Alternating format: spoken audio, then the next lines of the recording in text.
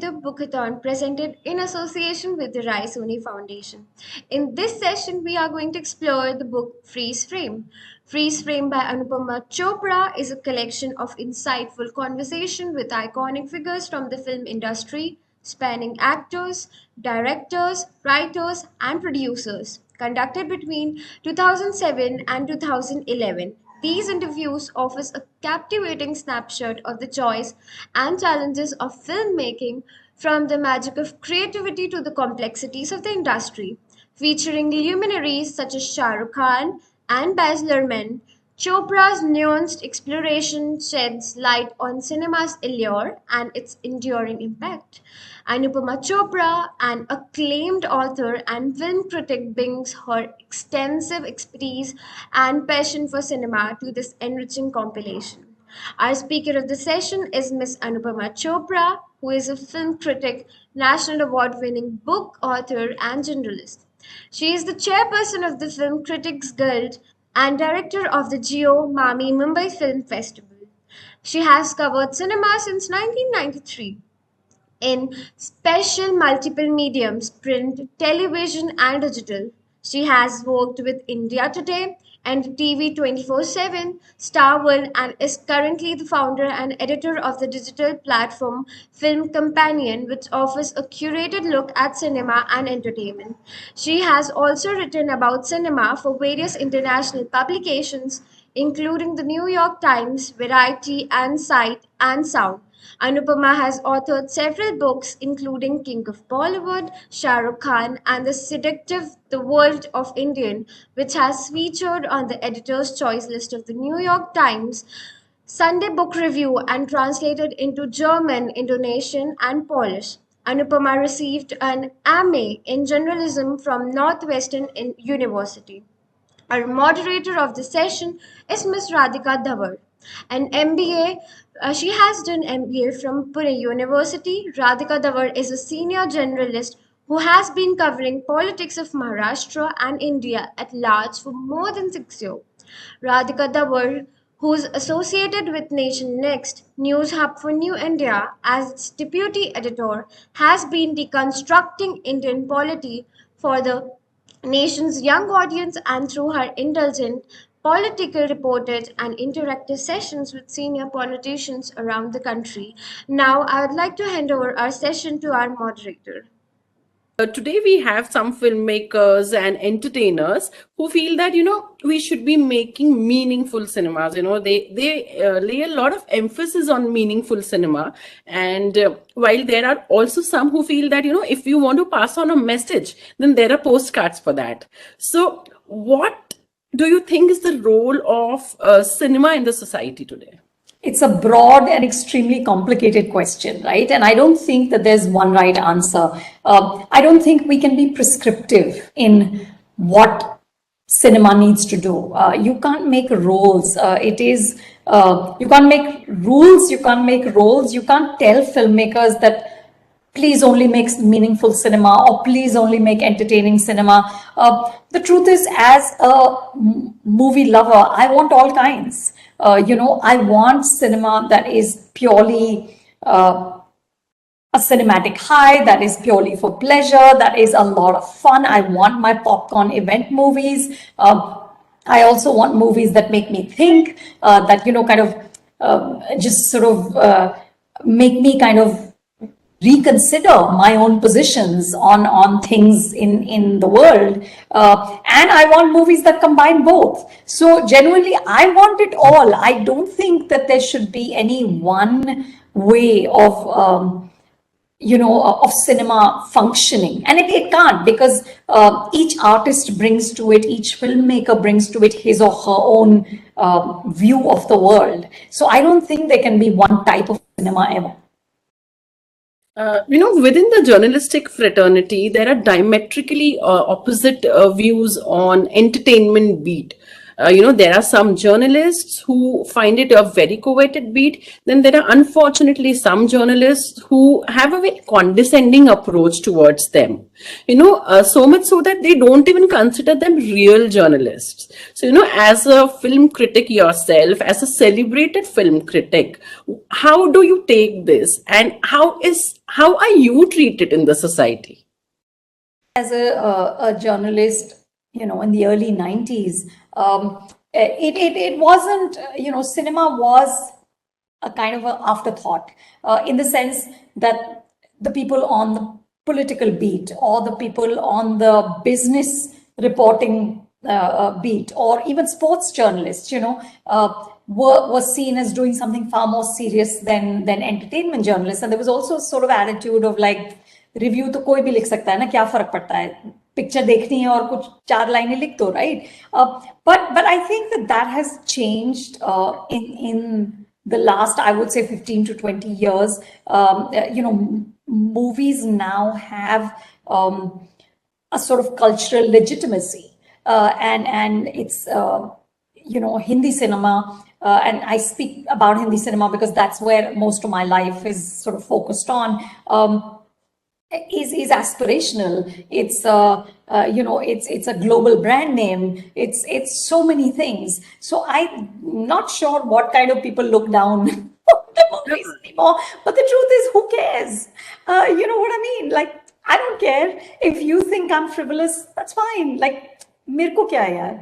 But do you think that there are actually double standards? Like, you all want to meet a celebrities, you want to know every gossip about them, but then you have this some condescending or some very weird attitude or approach. Yeah, of course, it is a double standard because, like, most people are starstruck, and they are very excited, and that's great. That's what stars mean. That's what stars do. They dazzle you, right? So it's not, it's fine. But yeah, and at the same time, but the thing is that if this is what you do, like this is what I do, this is what my whole life has been about. Honestly, there's no time to really sit and think about now, what do people think of me, and am I taken seriously enough? And for me, the joy is to share my joy in cinema with the world.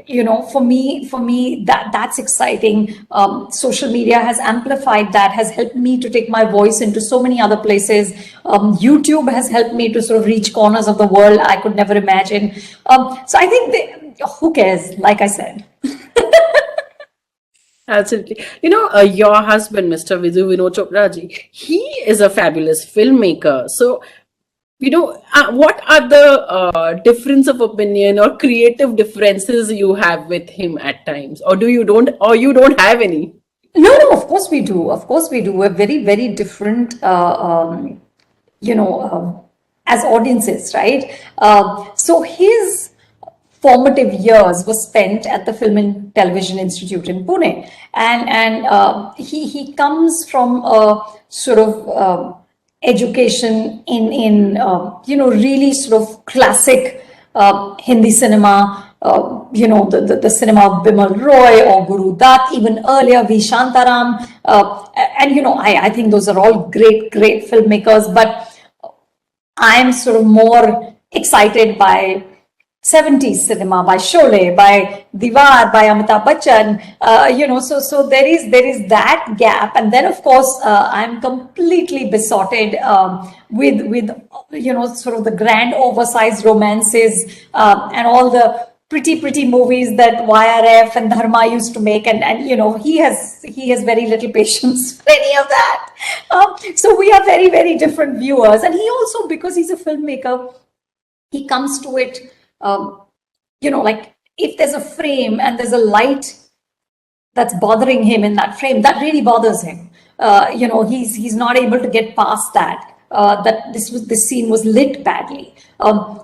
If the story grips me, I'm not looking really that much at the lighting.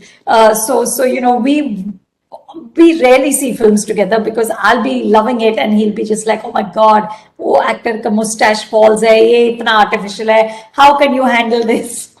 I just say, you let me enjoy this on my own.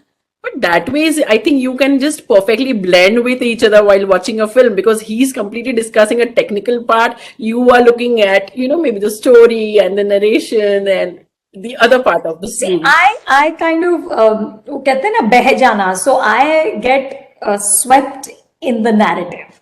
But that doesn't happen to him very often. So better than to be swept alone, na? Which film director you think would be the best company to watch a movie with? Oh, that's a good one. Somebody I think who is passionately in love with the movies, right? So I think someone like Sriram Raghavan, who loves the movies, or Anurag Kashyap, who just just is so into the movies. I remember, in fact, there was one Mumbai Film Festival screening of a film called Call Me by Your Name, and Anurag was sitting next to me, and it's this extremely moving story about these two young men who are in love with each other, and at the end of it, there's this beautiful speech about love and relationships, and I literally, so I had this tray of food, and I was like this, and I was just weeping Oh God. into the food. So Bichara Anurag, the film was over, the end credits were running, he got up, he picked up the tray, he sort of very sweetly kind of helped me out, because I was so overwhelmed. So I think he would be lovely to watch movies with. Oh, well, that's great. There's a cause and effect relationship of cinema on society, I feel, and there are many who feel the same. But do you think films draw more from the society, or it's actually the other way around? I don't think that's something that you can solve, because filmmakers come from society. They're not coming from Mars. Right. It is a chicken and egg. It's cinema shapes society, but it also emerges from that society. Which is why I always feel it's ridiculous when people say, "Oh, but Bollywood में ऐसा होता है," but ये तो पूरे देश में हो रहा है ना. Bollywood is not some planet outside of your country. What is out there is also in here, and there is no way for anyone to measure whether films shape society or society shapes cinema. Because ultimately, there are crores of people in India. Every person has a different story. And there are so many people who make movies. So I think we can say that, it won't be wrong or an exaggeration if we say that they are inspired by the people around them. Of course. Cinema is a massive influence. There's no, and especially in a country like ours where we place film stars on such a pedestal, and for us, it's not just entertainment. I mean, the way we dress, the way we talk, the way we express love for each other, the songs that play at our birthday parties or shadis, and everything is coming from the movies. So the movies are a massive influence, but at the same time, they are not removed from our culture and our society. They spring, वो जो जड़ें हैं तो वो तो उसी मिट्टी में है. Right. So, what kind of suggestions or comments you receive when you interview someone from movies? For example, if you interview a Shah Rukh Khan, or if you interview a Sonam Kapoor, they both come from different worlds. They have different movies. But yet maybe they have the same message. But what are the diverse or completely surprising comments that you receive from people? Because these people do make an impact on the audiences and society. But truthfully, it's not so much. The comments are not so much on the interviews. It's always about the reviews, because the fan clubs go into overdrive. Then they if you don't like a film of a big star, they accuse you of being biased. कि आपको तो वो पसंद है, आपको ये पसंद है. The really rude ones on Twitter will say आपने तो उनसे पैसे लिए हैं, उनसे पैसे लिए. So, truthfully, truthfully, social media, you have to take it with a pinch of salt. You have to understand when to disengage, and what to take from it and how to use it in an interesting way, in a way that it brings you knowledge and kind of it expands your view of the world, but doesn't sort of shake you up or doesn't stunt your way of seeing, which is very tough. It's very tough because it's so overwhelming sometimes. So when you are writing a review of a movie, say a very popular movie, you know that the cast is going to read, the people are going to read, and everybody is going to comment and react on that. So what goes on your mind when you are actually writing? Because when an Anupama Chopra writes, everybody reads. I can say that with full confidence. I'm not thinking like that at all. I don't I don't It's have not the making an impact on the society. You are maybe, there is an impact that you are making, and there is a message maybe you're conveying through the movie, about the movie. So what all is the confusion and problems that you encounter when you do your job? I feel bad when I don't like a film and I can see that a lot of work has gone into it. So I don't take any joy in slamming films. I think कि बहुत मेहनत लगती है picture बनाने में, बहुत मेहनत, and it's very easy for me to sit in my air conditioned office and say something about somebody's work that they've put 2 years of their life and enormous amount of sweat and labor has gone in. But the truth is, I'm a viewer and I've given you 3 hours of my life. And if it doesn't deliver for me, I can't be dishonest to that. I have to say it. I have to say it. What's important is that I don't speak, I try never to be disrespectful. I don't ever want to belittle people. I don't want to, I don't know, score marks that look how clever I am, ki maine dhajiya uda di types. That's not where I come from. For me, it's genuinely that this film doesn't work for me, and this is why it doesn't work for me. Finally, it's my opinion. It's not some sacred truth. कोई 10 commandments भगवान ने तो नहीं दिए हैं कि ये correct है, ये गलत है. It's not. A movie review is just one person's opinion. But what I want to do through that review is maybe try and sort of enable the viewer to see something that they couldn't before, or to sort of give a little context to their viewing, or to add value to their experience. We don't have to agree. Maybe I didn't like the film, you liked it, I liked it, you didn't like it. That's fine. But if I can tell you something that maybe you didn't know, or maybe draw your attention to some part of that movie that you may not have otherwise, I think then my job's done. The advocates of propriety, they keep complaining about the amount of violence today movies show, or, the sex scenes that movies show. So do you think that this should be one of the main concerns of households, so that their young kids are not consuming that content? No, I think the main concern should in fact be the suppression of free speech. For me, that is far more scary. Look, films are finally all censored. हमारे country में तो कोई uncensored cinema नहीं दिखा रहा ना, except film festivals. So I think that the movies will show a fraction of what is available at the click of your finger on your phone. We live in a different world now. I didn't grow up in this world, but kids now have access to everything everywhere. So I think this idea that, oh my God, the films are corrupting is just, it's very old school, and it doesn't apply anymore. And I think that what we should really be looking at, in fact, is that is there a sort of extra censorship? I understand that there needs to be a sort of mindfulness, because we are in a country with many kinds of people, with which at many levels of education, literacy.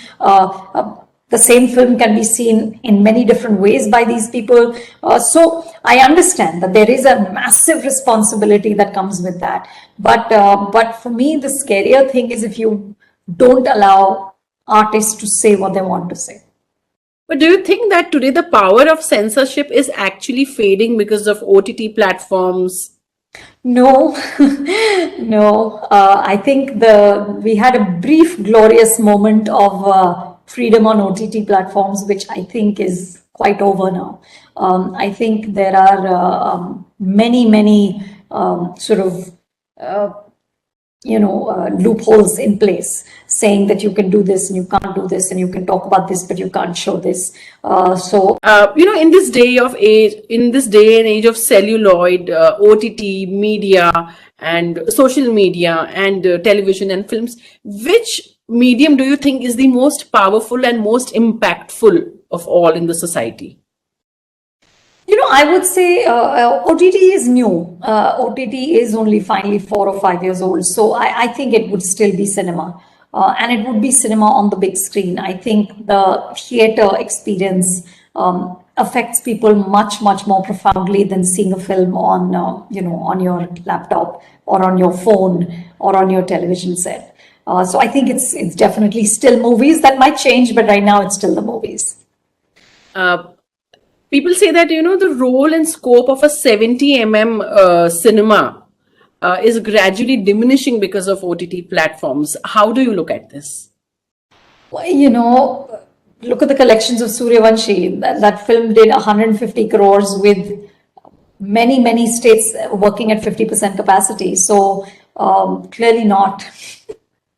So my last question, which I think you have to just answer it very candidly, that how is it when you actually review your husband's work? I don't. So I never review any. So it's not just my husband. My sister Tanuja is a filmmaker. My brother Vikram Chandra is a writer. Sacred Games was based on his book. So I have many kind of inroads and relationships with the film industry in that sense. And wherever that's the case, I just don't review it because it's a conflict of interest. I think it's wrong.